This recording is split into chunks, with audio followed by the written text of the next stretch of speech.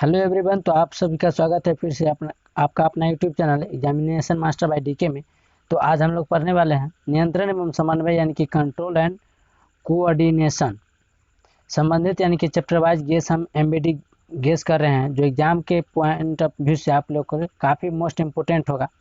तो अगर इस वीडियो पर नए हैं, इस चैनल पर नए हैं, तो चैनल को सब्सक्राइब करके नोटिफिकेशन कॉल कर लीजिए, क्योंकि आप लोग कहीं एग्जाम से संबंधित हेल्पफुल कंटेंट प्रोवाइड किया कराया जाता है ऑल सब्जेक्ट का। अगर इस वीडियो के डिस्क्रिप्शन में मेरा सोशल मीडिया का लिंक दिया गया है, वहाँ से ज्वाइन और फॉलो कर सकते हैं टेलीग्राम, फेसबुक और इंस्टाग्राम का। और एक अन्य यूट्यूब चैनल है अध्ययन सागर बाय डीके, तो आप उसको भी ज्वाइन कर सकते हैं, क्योंकि ट्रिक्स से संबंधित और कोई भी डिस्कशन हो एग्जाम से संबंधित या लाइफ से संबंधित, तो वहाँ पे आप हमें कमेंट्स कर सकते हैं। तो चले वीडियो को शुरू करते हैं बिना टाइम गवाते हुए। Chapter wise objective question 2023 exam के पॉइंट ऑफ व्यू से most important question number first है कि मानव शरीर की सबसे लंबी कोशिका क्या है। मानव शरीर की सबसे, तो अब पता ही होगा आप लोगों को, शरीर जो है सो बहुत सारे कोशिकाओं से मिलकर बना हुआ हमारा हम लोग का शरीर। तो मानव शरीर की सबसे लंबी कोशिका क्या है, तो न्यूरॉन कोशिका है। तो आंसर क्वेश्चन पढ़ेंगे और आंसर टिक करेंगे, क्योंकि रिवीजन और टेस्ट के तौर पर पढ़ेंगे। तो मानव शरीर की सबसे लंबी कोशिका क्या है, तो न्यूरॉन है। यह कहाँ पाया जाता है, तो मस्तिष्क में पाया जाता है। तो मस्तिष्क में जो है सो चोट लगने के बाद ऐसा कौन सा अंग है जहाँ पर चोट लगने के बाद वहाँ कोशिका विभाजन मतलब वहाँ के जो कोशिका का मरम्मत नहीं होता है, कोशिका वहाँ पर बन नहीं पाता है, मरम्मत नहीं हो सकता है, तो वह न्यूरॉन है यानी कि मस्तिष्क है। तो option number C is the correct answer हो जाएगा। क्वेश्चन नंबर सेकेंड है कि शरीर का संतुलन बनाए रखता है ब्रेन का कौन सा हिस्सा। तो हमारा ब्रेन जो है सो 3 भागों में बांटा होता है, ये आप लोग को पता ही होगा। तो शरीर का संतुलन बनाए रखता है ब्रेन का कौन सा हिस्सा, तो इसका राइट आंसर क्या होगा। तो इसका राइट आंसर जो option number is the correct है, सेरिबेलम। सेरिबेलम जो है सो ब्रेन का हमारा 3 हिस्सा होता है, 3 हिस्सा में से एक हिस्सा होता है ये सेरिबेलम। वो शरीर को संतुलन बनाए रखने का काम करता है। चलो नेक्स्ट है, और जो ब्रेन जो है हमारा किस हड्डी से ढका हुआ रहता है, तो क्रेनियम नामक हड्डी से ढका हुआ रहता है। चलिए नेक्स्ट है क्वेश्चन नंबर 3 कि मानव शरीर में सबसे लंबी कोशिका कौन है। मानव शरीर में सबसे लंबी कोशिका क्या होता है, तो वो कौन सा कोशिका है। तो इसका राइट आंसर भी ऑप्शन नंबर 3 का, क्वेश्चन नंबर 3 का राइट आंसर क्या होगा, तंत्रिका कोशिका। सबसे लंबी कोशिका क्या है, तो तंत्रिका कोशिका जो ब्रेन में पाया जाता है। और ओवरऑल पूछा जाए दुनिया में, तो सबसे बड़ा कोशिका किसकी होता है, तो वो शुतुरमुर्ग का अंडा का होता है। चलिए नेक्स्ट क्वेश्चन करते हैं। हार्मोन स्रावित होता है, हार्मोन स्रावित कहाँ से होता है, अंतःस्रावी। तो ग्रंथि जो होता है यानी कि ग्लैंड, वो 2 प्रकार का होता है, एक अंतःस्रावी एक बाह्य स्रावी। अंतःस्रावी यानी कि जो अंदर से हार्मोन स्रावित करता है उसको अंतःस्रावी ग्रंथि कहते हैं, और जो बाहर से जो स्रावित होता है हार्मोन उसको बहिःस्रावी अंतर ग्रंथि कहते हैं। तो हार्मोन स्रावित तो होता है, हार्मोन स्रावित कहाँ से होता है, अंतःस्रावी ग्रंथि से या बहिःस्रावी ग्रंथि से या नलिका ग्रंथि से। नलिका ग्रंथि का कहने का मतलब है कि जो हार्मोन स्रावित होता है क्या, वो नलिका क्या पाइप की तरह, यानी कि नस भी है जो हम लोग का क्या है, एक नली है पाइप की तरह है। तो क्या यह नलिका ग्रंथि से स्रावित होता है, या अंतःस्रावी ग्रंथि से स्रावित होता है, या बहिःस्रावी ग्रंथि से स्रावित होता है। तो इसका राइट आंसर क्या होगा, तो ऑप्शन नंबर ए अंतःस्रावी ग्रंथि से। हार्मोन कहाँ से स्रावित होता है, अंदर से स्रावित होता है। बढ़ने वाला हार्मोन एसटीएच हार्मोन, या जिसको बौना, किसी में हार्मोन होता है एसटीएच में जो बौनापन आ जाता है कि इसमें लंबाई अधिक हो जाता है। नेक्स्ट है किसे रासायनिक दूत कहा जाता है, किसे रासायनिक दूत कहा जाता है, उद्दीपक को, पाचक रस को, हार्मोन को, या आवेग को। तो इसका राइट आंसर क्या होगा, तो क्वेश्चन नंबर 5 का जो right answer option number C, hormone को कहा जाता है रासायनिक दूत। रासायनिक दूत किसे कहा जाता है, तो हार्मोन को कहा जाता है।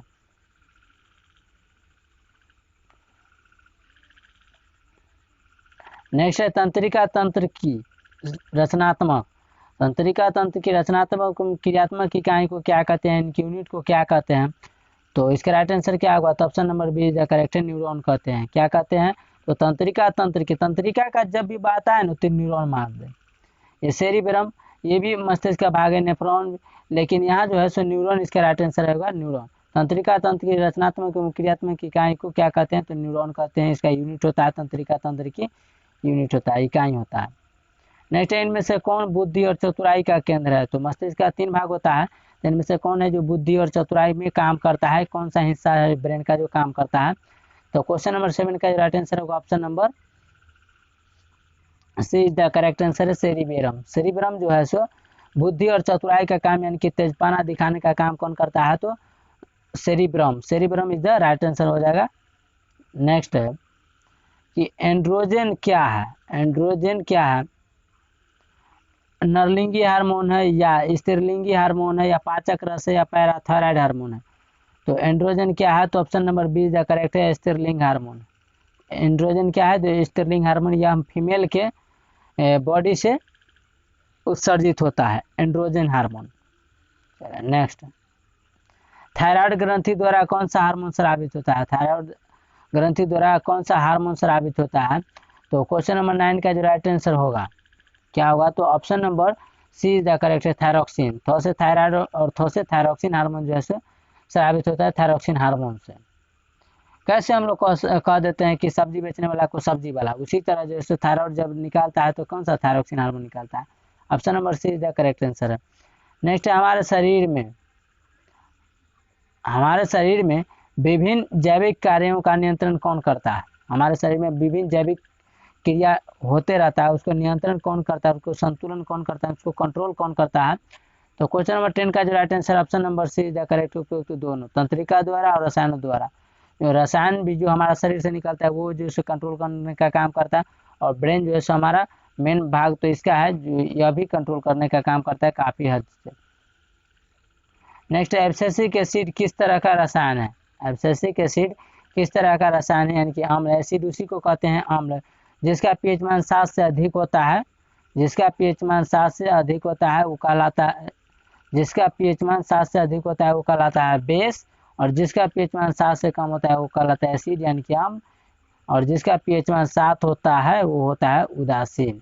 तो ये याद रखेंगे। आप लोग केमिस्ट्री का वीडियो नहीं देखे हैं और फिजिक्स का, तो प्ले लिस्ट बना हुआ है, आप लोग प्ले लिस्ट चेक करके आप लोग देख सकते हैं। और ज़्यादा से ज़्यादा इस वीडियो को अगर अच्छा लगे तो शेयर कीजिए और लाइक कीजिएगा, और कमेंट सेक्शन में बताइएगा वीडियो कैसा लगे और किस टॉपिक पर वीडियो लाया जाए, कौन सा गेस और गाइड पर वीडियो आप लोग को चाहिए, वो भी आप लोग के सजेशन के अनुसार लाएंगे। नेक्स्ट है कि एब्सिसिक एसिड किस तरह का रसायन होता है? तो क्वेश्चन नंबर 11 का जो राइट आंसर है option number D is the correct answer है वृद्धिरोधक है। एब्सिसिक हार्मोन की एसिड यानी अम्ल क्या है? तो वृद्धिरोधक हार्मोन है, यह वृद्धि को रोकने का काम करता है। तो यह कहाँ पाया जाता है? तो पेड़ पौधा में ही पाया जाता है। जिबरेलिन एब्सिसिक एसिड कहाँ पाया जाता है? तो वृद्धिरोधक यानी कि ये जो है सो हाइट को रोकने में काम करता है। नेक्स्ट क्वेश्चन है कि इनमें कौन फल पकाने के लिए प्रयुक्त होता है? तो फल पकाने के लिए कौन सा हार्मोन आवश्यक होता है? तो इसका राइट आंसर क्या होगा क्वेश्चन नंबर 12 का? तो option number B ethylene gas जो है सो फल पकाने के लिए काम में आता है। नेक्स्ट है कि मस्तिष्क का कौन सा भाग जो है तो हृदय स्पंदन या श्वसन गति की दर को नियंत्रित करता है। कहने का मतलब है कि मस्तिष्क का कौन सा भाग है? मस्तिष्क के 3 भागों में बटा होता है, तो मस्तिष्क का कौन सा भाग है जो हृदय की स्पंदन यानी कि हृदय यानी कि धड़कन और श्वसन यानी कि सांस लेते हैं उसकी गति को दर को नियंत्रित करता है, कंट्रोल करने का काम करता है? तो क्वेश्चन नंबर 13 का right answer option number B is the correct answer है मेडुला। मेडुला जो है सो मस्तिष्क के यानी भाग है, और यह हृदय स्पंदन यानी कि हृदय की धड़कन और श्वसन गति को यानी कि सांस की गति को कंट्रोल करने का काम करता है। नेक्स्ट है कि बीज रहित पौधों के उत्पादन में सहायक होते हैं। बीज रहित कहने का मतलब है उसमें बीज नहीं होगा, वैसा पौधों को उत्पादन में सहायक क्या होता है? कौन सा हार्मोन होता है?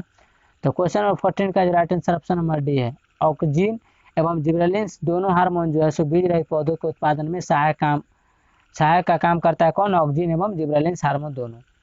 नेक्स्ट है कि टेस्टोस्टेरोन स्रावित होता है। टेस्टोस्टेरोन स्रावित कहाँ से होता है?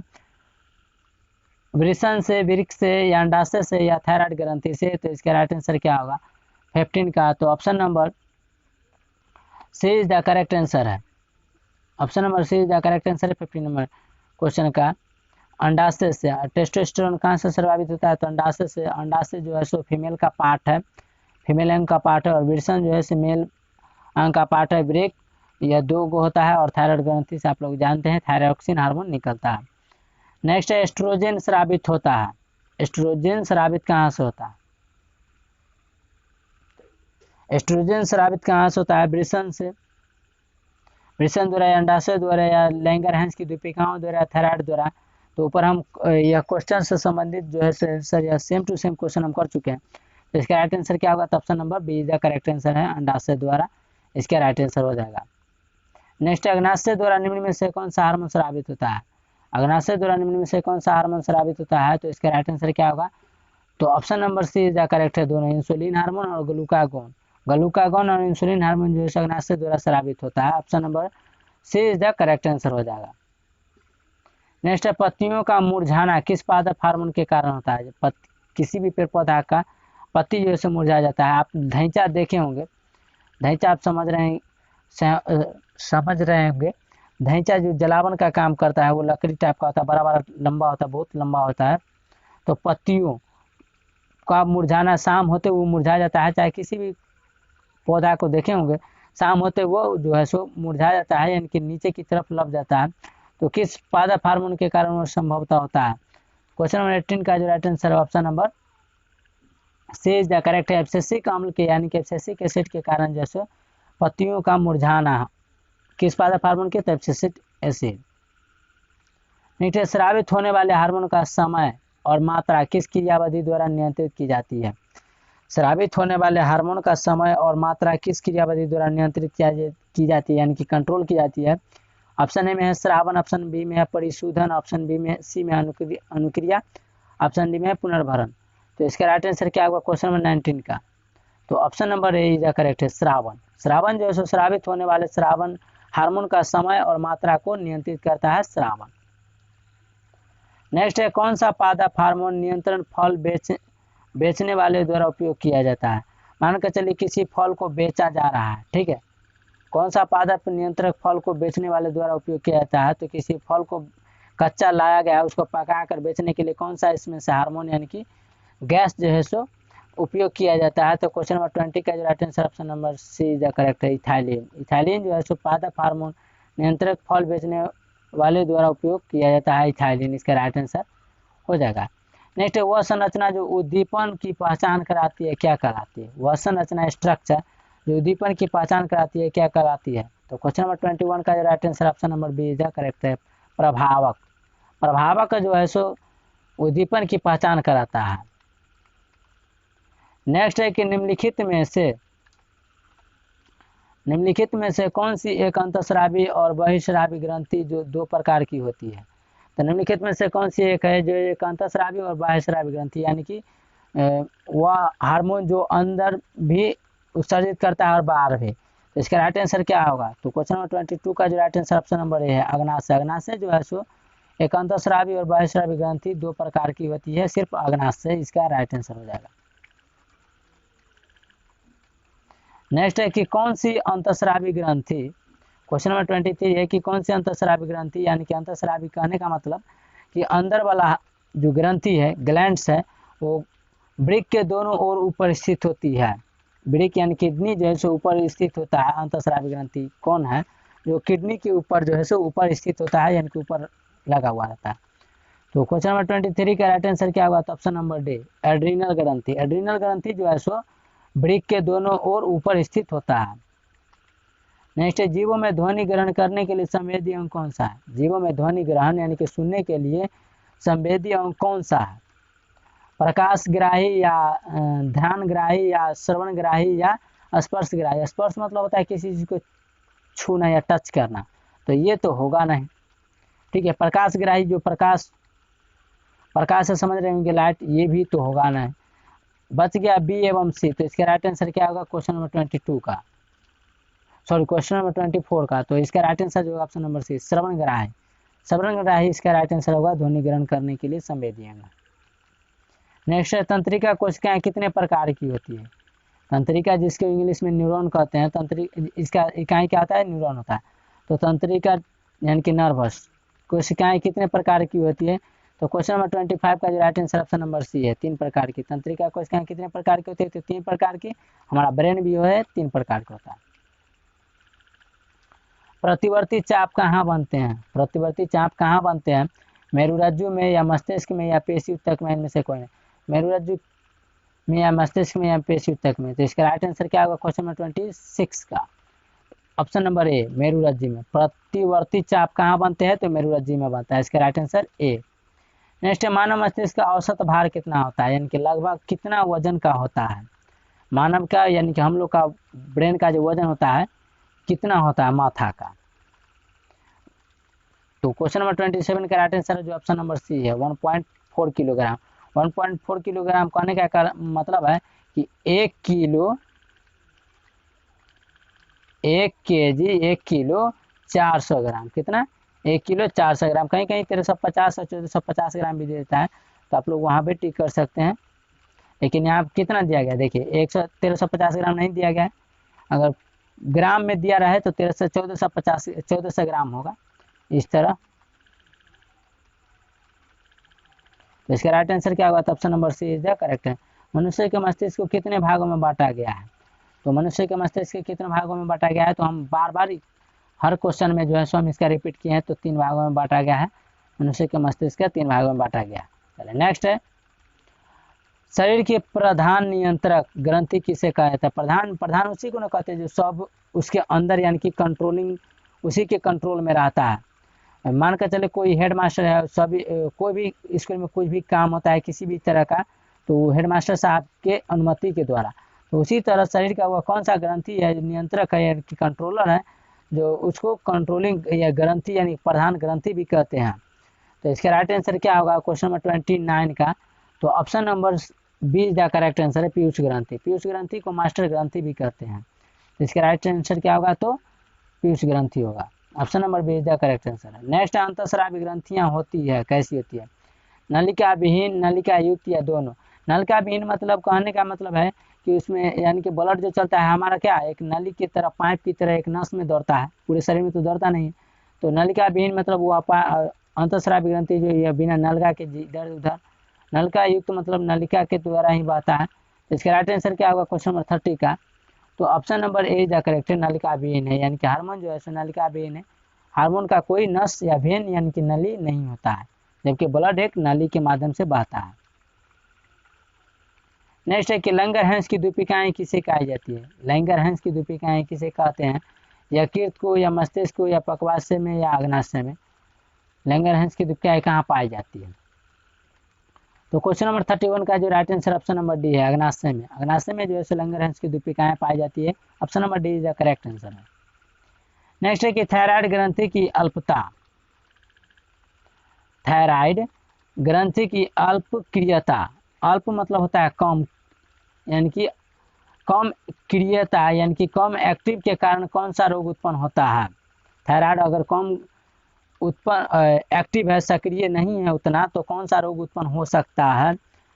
अल्पटूवामानता, अल्पटूवामनता या अल्पटू अल्प प्रक्रियता या मिक्सडीमा या ये सभी? तो इसका राइट आंसर क्या होगा 32 का? तो option number D is the correct है, ये सभी है। अल्पटूवामनता या अल्पटू अल्प प्रक्रिया या मिक्सडीमा, इसका right answer option number D is the correct answer हो जाएगा। नेक्स्ट है कि क्वेश्चन नंबर 33 देखिए, काफ़ी इंपॉर्टेंट है, बिहार मॉडल क्वेश्चन यहाँ पर दिया गया है और आप लोग देख रहे होंगे 14 का फर्स्ट शिफ्ट में पूछा गया, यानी कि प्रथम पाली में पूछा गया और 2016 में सेकेंड पाली में क्वेश्चन यह पूछा गया। तो क्वेश्चन है कि भोजन का पाचन किस प्रकार की अभिक्रिया है? जब हम लोग भोजन करते हैं, खाना खाते हैं, तो जो पचता है वो किस प्रकार का अभिक्रिया है? अपचयन है, संयोजन या उपचयन है, अपचयन है या संयोजन या विस्थापन है? तो ये काफ़ी इंपॉर्टेंट क्वेश्चन है, आप लोग वीडियो को ध्यानपूर्वक देखिएगा। क्वेश्चन नंबर 33 है, क्या राइट आंसर क्या होगा? तो ऑप्शन नंबर ए है, उपचयन। क्या है? उपचयन है, भोजन का पचना किस प्रकार की अभिक्रिया? तो उपचयन अभिक्रिया है, इसका राइट आंसर हो जाएगा। मादा जनन हार्मोन कौन से होते हैं? मादा जनन हार्मोन कौन से होते हैं? प्रोजेस्टेरॉन। मादा कहने का मतलब होता है कि मेल, म से मादा और म से मेल होता है, और ऐसे भी मेल मतलब नहीं भी समझे तो पुरुष, तो आप लोग समझ रहे होंगे।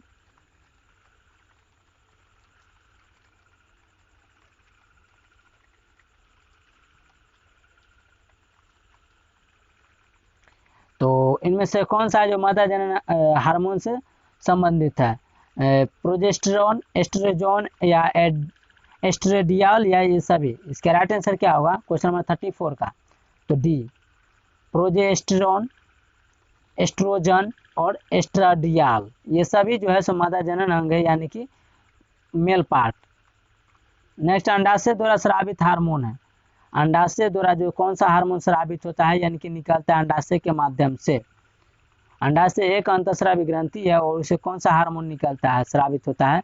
तो क्वेश्चन नंबर 35 का राइट आंसर क्या होगा? तो ऑप्शन नंबर डी है, एस्ट्रोजन, प्रोजेस्टेरॉन और रिलैक्सिन हार्मोन, और ये सभी जो है सो अंडाशय द्वारा स्रावित होता है। यह फीमेल पार्ट का हार्मोन है, यानी कि महिला।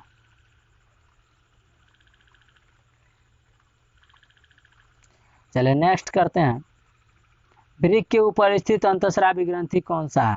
वृक्क के ऊपर स्थित होता है, यानी कि किडनी के ऊपर कौन सा अंतःस्रावी ग्रंथि स्थित होता है? तो क्वेश्चन नंबर 36 का राइट आंसर क्या होगा? पीयूष ग्रंथि या पिनियल ग्रंथि या अधीर ग्रंथि या अपटू ग्रंथि? पीयूष ग्रंथि को ही मास्टर ग्रंथि कहते हैं। तो क्वेश्चन नंबर 36 का राइट आंसर क्या होगा? तो option number C is the correct है। अधीर ग्रंथि जो है सो वृक्क के ऊपर अंतःस्रावी ग्रंथि जो है सो स्थित रहता है। Option number C is the correct है, अधीर ग्रंथि। नेक्स्ट है, पौधों में वाष्पोत्सर्जन किस भाग में होता है? पौधों में वाष्पोत्सर्जन किस भाग में होता है? जड़ में यानी कि रूट में, तना में यानी कि स्टेम में, या पत्ती में यानी कि लीफ, या ऑप्शन डी है फूल यानी कि फ्लावर। कौन से भाग में जो है वाष्पोत्सर्जन की क्रिया होता है? पौधों में यानी कि प्लांट में। क्वेश्चन नंबर 37 का राइट आंसर क्या होगा? तो ऑप्शन नंबर सी है, लीफ में। तो आप लोग देखते होंगे पत्ती जो है सो पत्ती में छोटा छोटा छिद्र, यानी कि एकदम छोटे छोटे छिद्र देखते होंगे, तो उसी के माध्यम से वाष्पोत्सर्जन की क्रिया यानी कि पत्तियां से जो है सो जल निकलता है। नेक्स्ट, हमारे शरीर में ग्राही का क्या काम है?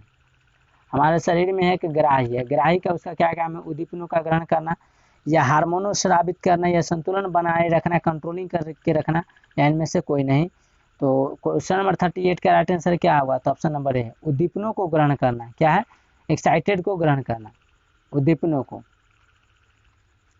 नेक्स्ट है, सभी के सभी क्वेश्चन जो है अपने आप में इंपॉर्टेंट है, क्योंकि किसी न किसी साल में यह क्वेश्चन पूछा गया है बिहार बोर्ड एग्जाम में। तो आप लोग वीडियो को ध्यानपूर्वक देखिए, और वीडियो अच्छा लगा तो एक लाइक करना नहीं भूलिएगा, क्योंकि एक लाइक आप लोग का किया हुआ हमें मोटिवेट करता है कि चलिए वीडियो आप लोग को अच्छा लग रहा होगा, कंटेंट आपको एग्जाम से संबंधित प्रोवाइड कराया जा रहा है, और फ्री में नोट्स आपको इंस्टाग्राम या टेलीग्राम या फेसबुक या कहीं भी आप ज्वाइन करके फॉलो कर सकते हैं। एग्जामिनेशन मास्टर बाय डी के सर्च कीजिएगा, कहीं भी आप जुड़ सकते हैं। और अन्य एक चैनल, दूसरा चैनल है अध्ययन सागर बाय डी के, आप उसको भी ज्वाइन और फॉलो कर सकते हैं, सब्सक्राइब कर सकते हैं। तो निम्नलिखित में से कौन सा पादप हार्मोन है? पादप मतलब प्लांट यानी कि पौधा। कौन सा है जो पादप यानी कि पौधा का हार्मोन है? तो इंसुलिन, थायरॉक्सिन, एस्ट्रोजन या साइटोकाइनिन। तो इसका राइट आंसर क्या होगा क्वेश्चन नंबर 39 का? तो ऑप्शन नंबर डी है, साइटोकाइनिन। थायरॉक्सिन हार्मोन जो है सो मानव में पाया जाता है, ह्यूमन में इंसुलिन हार्मोन जो पाया जाता है, मानव में एस्ट्रोजन हार्मोन भी पाया जाता है मानव में। नेक्स्ट है कि कोई मस्तिष्क उत्तरदायी है। मस्तिष्क उत्तरदायी है सोचने के लिए, हृदय स्पंदन के लिए, शरीर का संतुलन बनाने के लिए उपयुक्त में से सभी। इसके राइट आंसर क्या होगा? तो option number D is correct है, उपयुक्त में से सभी। तो मस्तिष्क जो है सो हमारा सोचने का भी काम करता है, ये तो आप लोग समझ रहे होंगे। हृदय स्पंदन, स्पंदन मतलब होता है दिल के धड़कने में भी काम करता है, शरीर का संतुलन बनाने के लिए भी काम करता है, शरीर को कंट्रोलिंग करने के लिए भी काम करता है। तो कोई भी नशा करने वाला व्यक्ति को जो है सो मस्तिष्क ही जो है सो कन्फ्यूजिंग हो जाता है, तो उसका शरीर जो है सो संतुलन खो देता है। तो option number D is the correct answer हो जाएगा। तो आई होप ये वीडियो आप लोग का अच्छा लगा होगा। आज के लिए इतना ही, मिलेंगे नेक्स्ट वीडियो में नेक्स्ट टॉपिक के साथ। थैंक यू, जय हिंद, जय भारत। तो वीडियो को ज़्यादा से ज़्यादा शेयर और सब्सक्राइब करना नहीं भूलें।